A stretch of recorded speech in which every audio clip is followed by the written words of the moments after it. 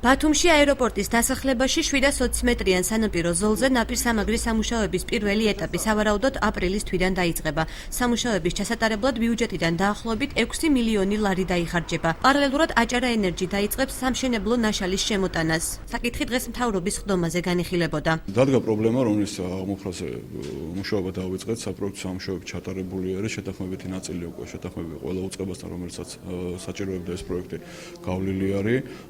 უახლოს მომავალში ალბათ რამოდენიმე დღეში საპროექტო ხელშეკრულებები დაიდება, როგორც სამშენებლო კომპანიასთან, ასევე ტექნიკურ ზედამხედველებთან და მოსაზრდებელი სამუშაოების შემდეგ უკვე სამუშაოები აქტიურ ფაზაში შევა. ხდომაზე ერთ-ერთ მთავარ თემას რეგიონში არსებული ყოფილი საზღვრის დაცვის დეპარტამენტის საკუთრებაში არსებული ბინების დამტკიცების საკითხი წარმოადგენდა.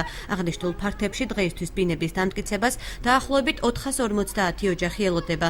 საკითხზე შერეული სამთავრობო კომისია მუშაობს. აღნიშნულ ტერიტორიაზე სამი კატეგორია ფიქსირდება: სახელმწიფო ორგანოების თანხმობით შესახლებულები, შესაბამისი დოკუმენტაციის არ მქონე პირები და თვითნებურად შესახლებულები.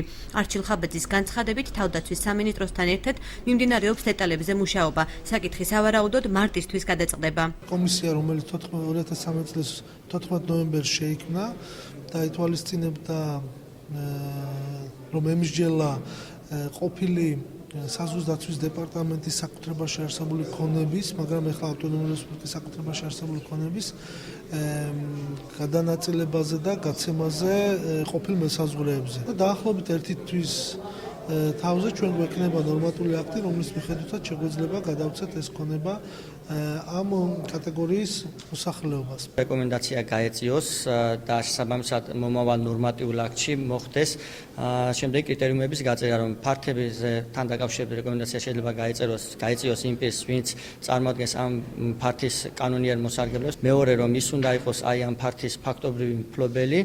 და მესამე, ეს ფართი უნდა იყოს აჭარის ავტონომიური რესპუბლიკის საკუთრება. ხდომაზე შესყიდვების შესახებ კანონში შესატანი ცვლილებების მნიშვნელობაზეც იმსჯელეს. სახელმწიფო შესყიდვების გამარტივებული წესით განხორციელების ინიციატივით აჭარის განათლების მინისტრი გამოვიდა. გია თავამაიშვილის თქმით, ეს ხელშეუწყობს სპორტული და კულტურული ღონისძიებების უხარვეზოდ განხორციელებას. ეს არის ჯგუფის საკითხებისა, რომელიც მოცულია ამიან სპეციფიკი და ამიტომ გახდა ალბათ ყველაზე აქტუალური დღეს, რომ გაფართოებული მსჯელობა და საერთოდ აჭარის მთავრობის ინიციატივით შესულიყო ცვლილება შესყიდვების კანონში. მთავრობის ხდომაზე სტიქიის შედეგად დაზარალებული ოჯახების დახმარების საკითხზეც იმსჯელეს. ხდომაზე დღეს 10 საკითხი განიხილებოდა.